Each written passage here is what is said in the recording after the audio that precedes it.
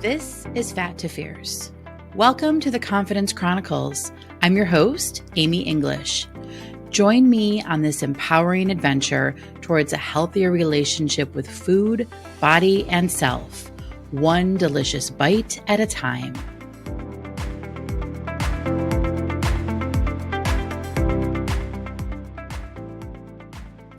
Welcome to the Confidence Chronicles. I'm your host, Amy English. This is episode number 48, and it is 1 week away from Christmas.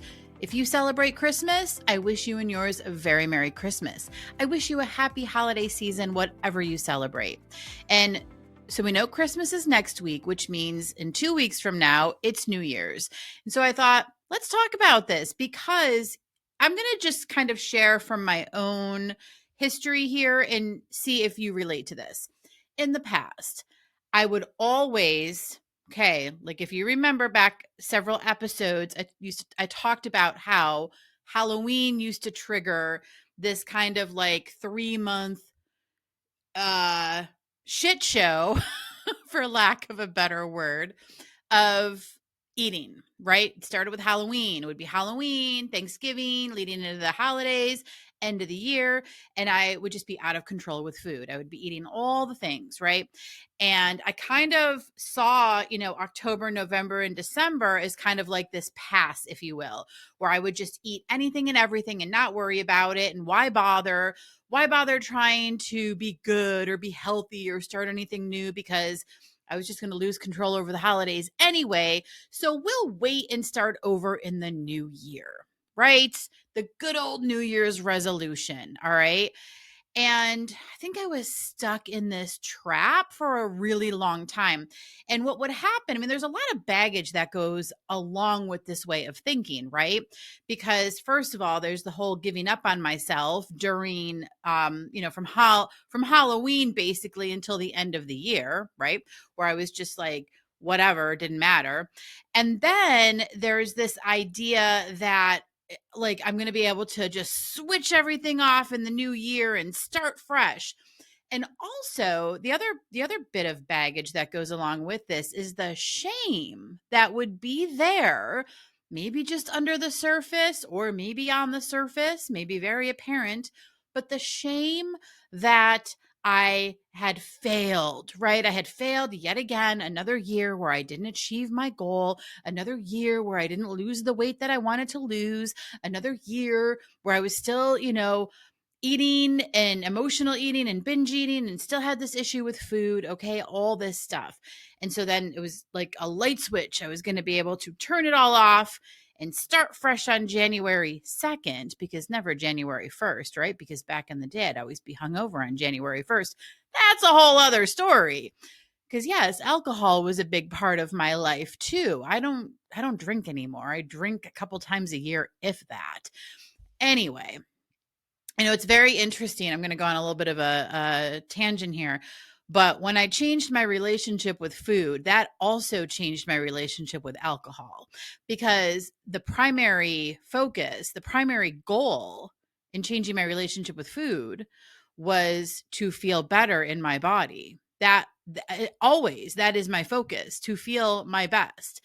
Now, that doesn't mean that on occasion I have some sweet treats and I indulge in something, or I have an overeat, things like that. Sure, that's going to happen. But those times have become so few and far between that it's just really not an issue. And so, yeah, so where I was with, I'm all over the place today and I'm not editing this. We're just going to go and we're going to see what comes of this. Anyway, as I was focusing on feeling better in my body as it pertained to food, that just automatically happened with alcohol, because what I started to notice, and this was just a few years ago, I started noticing that alcohol left me feeling terrible. I don't know if it's a perimenopause thing or what, but even one glass of wine I would feel awful. And so because the main goal was feeling my best, and I really want to feel best in my body at all times, as often as possible, alcohol just was no longer part of the equation. And so Yeah, so my drinking habits changed considerably as I was changing my relationship with food, which was just a really nice bonus, a really nice benefit because I really do feel so much better not drinking alcohol. Not that I ever drank that much. I mean, back in the day, like we won't talk about my college years or even, my 20s, early 30s. Really, once I was pregnant with Rebecca, that drastically changed my drinking habits, obviously. And then it just continued to change from that point on because I didn't want to drink when the kids were little, stuff like that. And as I got really familiar with listening to my body and wanting to feel my best, alcohol just changed along with food. Okay, anyway, that was my little side tangent. Okay, where were we, friends? New Year's resolutions. So here's the thing. I would always make this New Year's resolution that this was going to be my year. This was going to be my year. I was going to lose all the weight. It was like a light switch was going to go off on January 2nd. That's where I left off. And everything, I was going to be perfect. I was going to do it. I was going to do it this year. We all know what happens. This is why gym memberships like fizzle around March, okay? It never fails. Ask any gym, people who work in the gyms. Everyone starts going in those first weeks of the new year, like maybe January and February, the gyms are packed. By March, crickets. People aren't going like they were in the start because it's like we have this momentum in the beginning of the year and we all have these New Year's resolutions and we're going to go gung ho. We're going to eat healthy. We're going to work out. We're going to drink the water. We're going to do all the things. And we have such great intentions. Okay. I don't want to lose sight of that because the intentions behind this are wonderful. And we have that initial motivation. But the thing is, when that motivation fizzles, because motivation is designed to fizzle, okay? Motivation is not intended to be consistent. That's probably the biggest takeaway from this episode, okay? Motivation. We're not supposed to be motivated all the time. Let's paint this picture for just a second. I would like you to just picture this if you can. Imagine being motivated for all of your waking hours. Just picture what that would be like, what you would feel like. It would be exhausting. We're not designed to be motivated during all of our waking hours. That would be weird.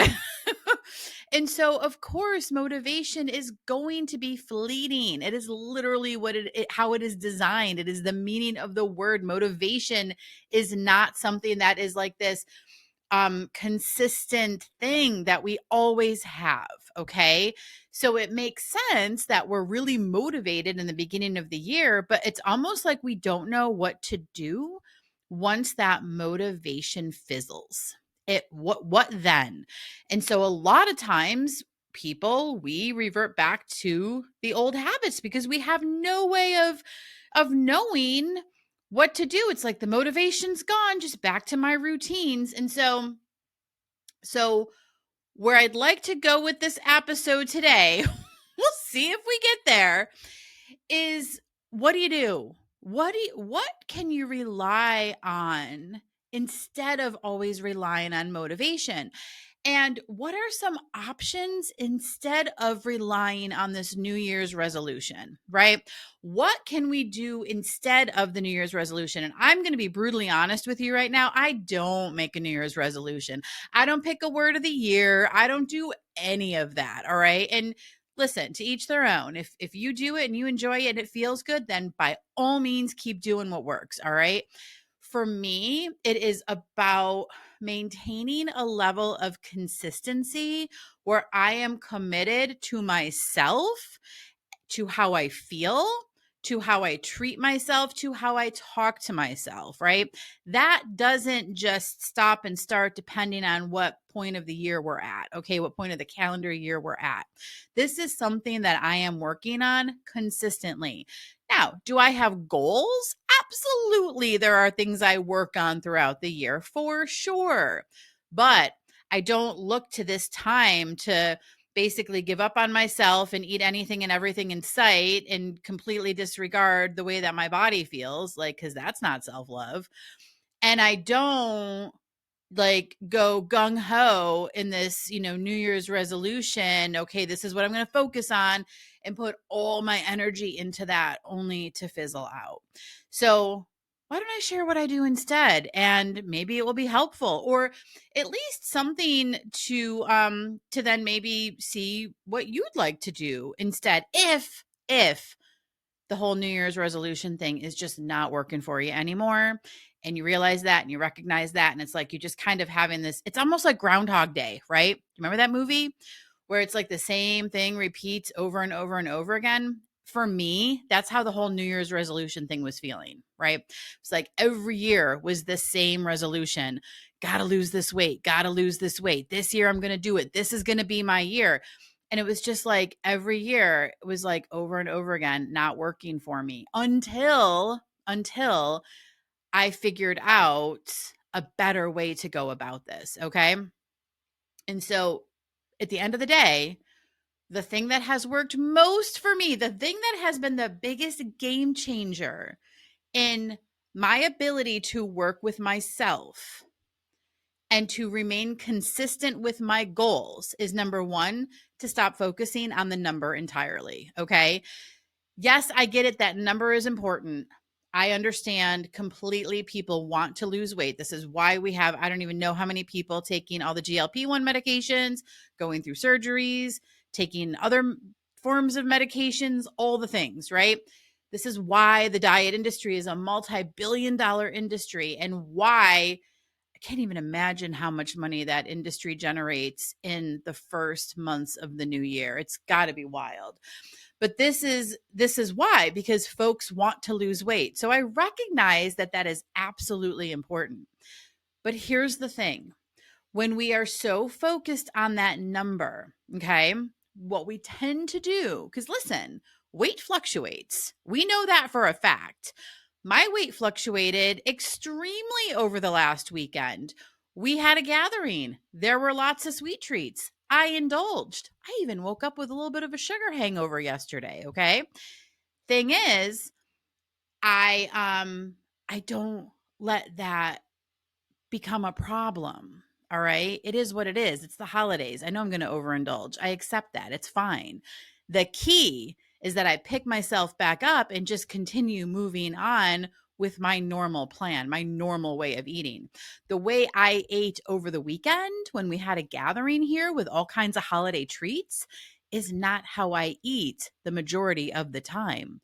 So when I do overindulge because of a holiday gathering, holiday party, or just the holiday itself, I don't let that mean, oh my gosh, well, why bother? Might as well just go eat all the things now. No.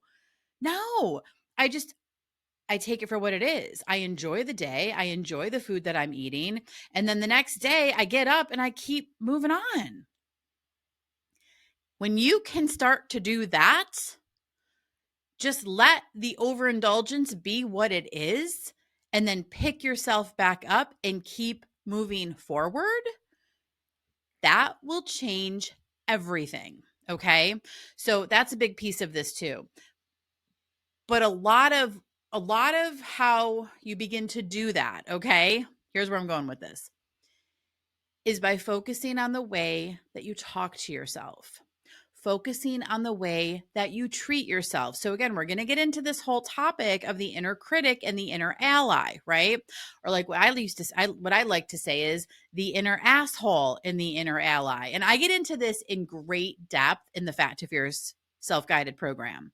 So if you haven't grabbed that program yet and you're struggling with your inner critic and you're struggling with a negative body image and you're struggling with food, whether it be emotional eating, overeating, and or binge eating or restrictive eating, okay, if you're struggling with any of that, then I'm going to invite you to go to amyenglishcc.com right now, or right when you're finished listening to this. Get the program, okay? It's $99. and you can get started now. And what that program is going to do is it is going to teach you how to build a fierce mind, meaning how you build up your inner ally. There are exercises, there's a workbook, there are worksheets to help you do this. It's a self-guided program for a reason. It means you can go at your own pace, okay? And so you're going to learn how to start treating yourself with the respect that you deserve, how to start supporting yourself and being a friend to yourself. And that's just the fierce mind component. There's also the fierce body, learning to listen to your body, learning to respect your body, learning to honor your body and focus on how you feel. And then there's the fierce heart, which is all about accepting your emotions, recognizing that our emotions are part of the package of being human. And there are ways to learn to feel the emotions, even the negative ones, and allow for them and accept them as part of the package instead of having to turn to food for comfort. Okay. So fierce mind, fierce body, fierce heart. Those are all the components of the Fat2Fierce self-guided program.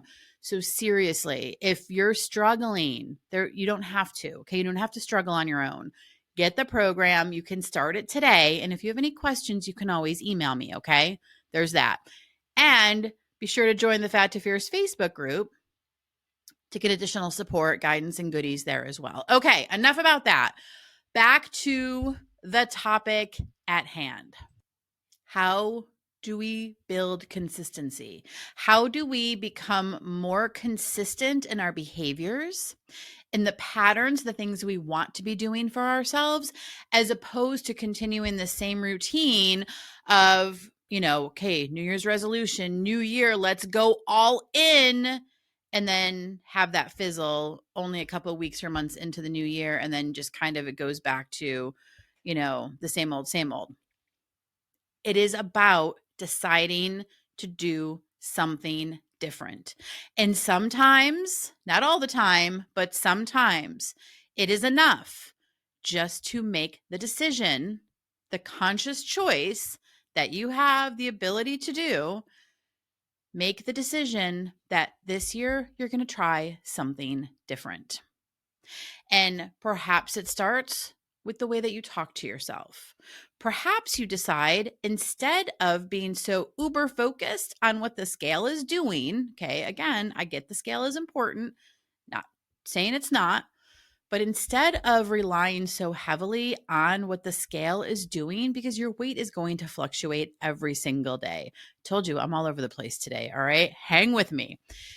So instead of being so uber focused on the scale, try focusing on a different aspect of this journey.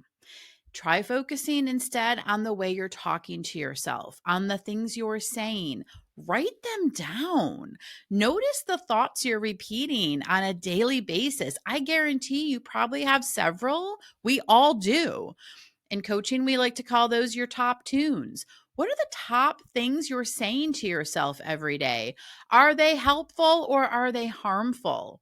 How are you criticizing yourself? How are you bashing yourself? How are you beating yourself up? Okay. Find what those sentences are and then commit to changing them. Commit to finding at least one compliment. One compliment that you can offer yourself.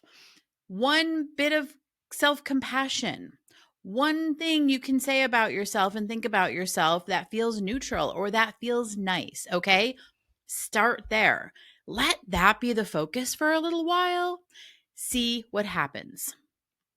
Again, recognize that the scale is going to fluctuate and accept that. The scale, I had an interesting conversation with a client. This was a couple months ago, but I think it's interesting and I don't think I've shared it on this podcast yet. So we were talking about how the scale fluctuates. And this, for me, my body weight fluctuates like It's insane the way that it fluctuates on a daily, weekly basis. And if I eat something with too much sodium, if I eat something with too much sugar, if I eat something that's like flour based, right? Like bread or cake or something like that, I am automatically up a few pounds. So it fluctuates. And I know some of that can be inflammation and stuff like that. That's why I drink a lot of lemon water. But anyway, my weight can fluctuate. Now, back in the day, that used to make me very upset. And it would definitely be one of the leading reasons why I would quit on myself or give up or say F it. Okay. This is where F it comes from, right? You know what I'm talking about? The good old fuck it. All right. We say F it because we're frustrated with what that scale's doing, or we're frustrated that our jeans are too tight, or what have you. And here's what I want to offer. Like you can alleviate that entire process of F it.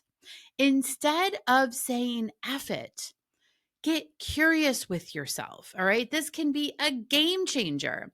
Get curious with what might have happened. Maybe you ate something that led to this, and that's okay. Recognize the type of foods that do cause your weight to fluctuate. Maybe it wasn't enough water. Who knows? Everybody is different. It could be any reason. But my point is, when you start to get curious with yourself, you can start to understand how your body works. Because here's the thing, your body works differently than my body. Our bodies are unique to us. Everyone's going to react to things differently. I have clients who can eat an entire plate of mac and cheese and lose weight. Okay. If I eat an entire plate of mac and cheese, I'm up 5 pounds. All right.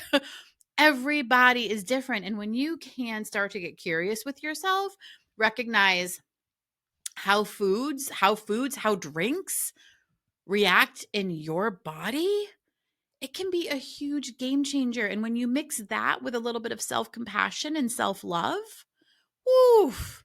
So you see, my point here is that we're not only relying on what the scale is doing. We're getting curious with ourselves. We're recognizing how food and drink are impacting our bodies. And the thing I was going to share that again went off on another tangent. I was talking to this client a few months ago, and we were talking about all the things that can impact our weight and how our weight fluctuates. I brought up the moon. Okay. And here's why. Now, listen, I am not like a scientist or anything like that, but this was just kind of fascinating. So I'm going to share it. A little food for thought, right? Pun intended, I guess. Think about the moon. The moon can move oceans, okay? Creates waves, right? Considering that the human body is primarily water, perhaps the moon can have an impact on our weights.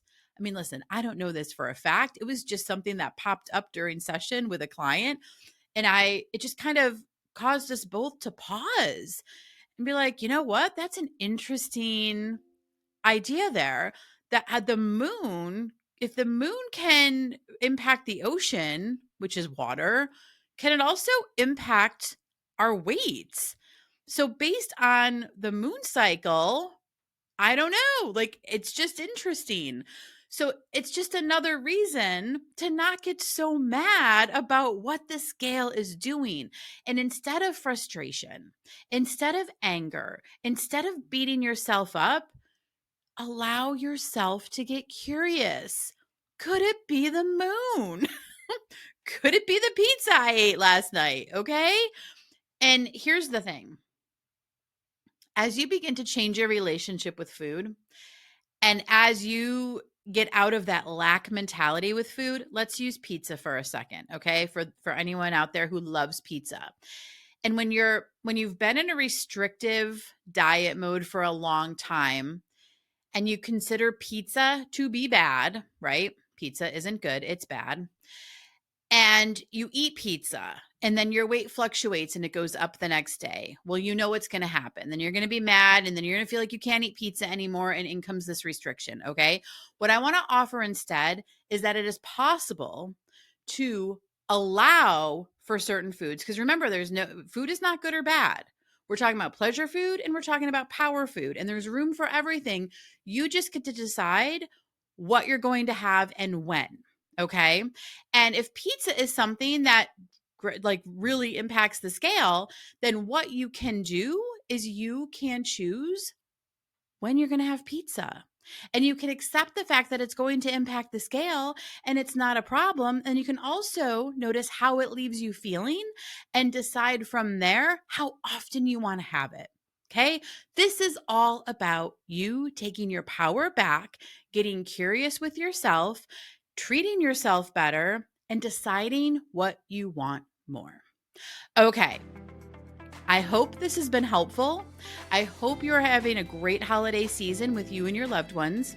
And until next week, have a good one.